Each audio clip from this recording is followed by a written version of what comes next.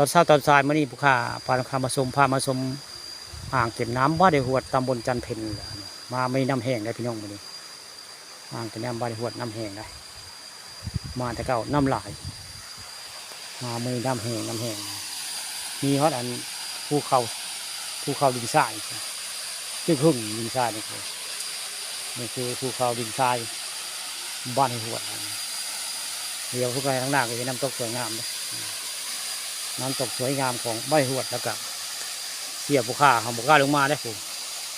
นั่งกดโต๊ดอยู่แต่ทึงไปได้ผมบุคคาลงมาได้เป็นบุคคาลงมาเป็นบุคคาได้เสียบุคคา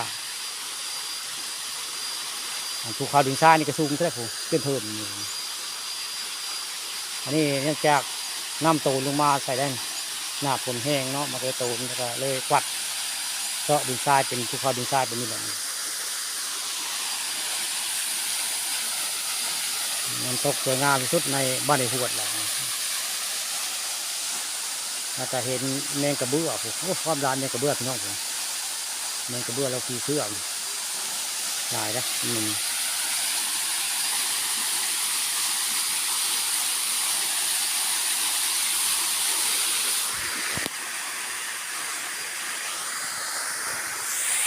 มองนี่ก็น้ำตกสวยงาม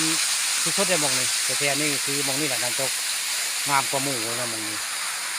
สูงประมาณ10 เมตรพี่น้องมันนี่พาเที่ยวมาเที่ยวน้ำตก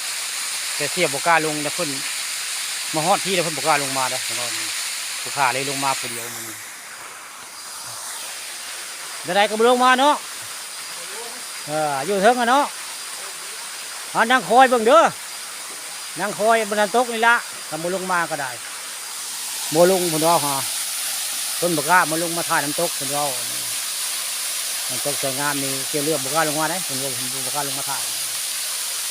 ข้าลงมาถ่ายในยามมาถ่ายเกี่ยวเรื่องบกล้าลงมาถ่ายน้ำตกสวยงามสงสัยสิเอาโทรศัพท์มาถ่ายให้เพื่อนเบิ่งเรื่องนี้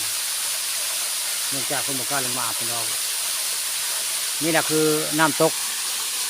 งามที่สุดของบ่อยหวดเลยน้ำตกสวยงามสูงประมาณ10 เมตรพี่น้องไม่ต่ำกว่า10 เมตรเบิ่งแล้วนี่ตอนนึงไปถ่ายทางเทิงได้บัดนี้มาถ่ายทางล่าง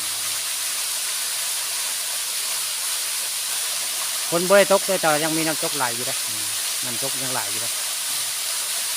อยู่บริเวณอ่างเก็บน้ำบ่อยหวดตำบลจันเพ็ญอำเภอเต่างอยแหละมีน้ำตกสวยงามถ้าวันทำประชุมก็ได้เอาภาพบรรยากาศในน้ำตกไม้เบิ่งไม้ชมได้แล้วก็มีฮอตแมงกระเบื้อผีเสื้อผู้หลายบริเวณนี้หลายนะแมงกระเบื้อความหลายอยู่ในหน้าผาจักมันโตมนี่นะแมงกระเบื้ออันเสียบุค่าย่างลงมาคนเรา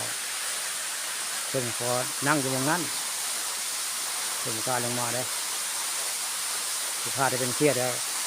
เพื่อนน้ำเสียมุกเลยลงมาหน้าผาสูงพอจะทั่วได้หมดเลย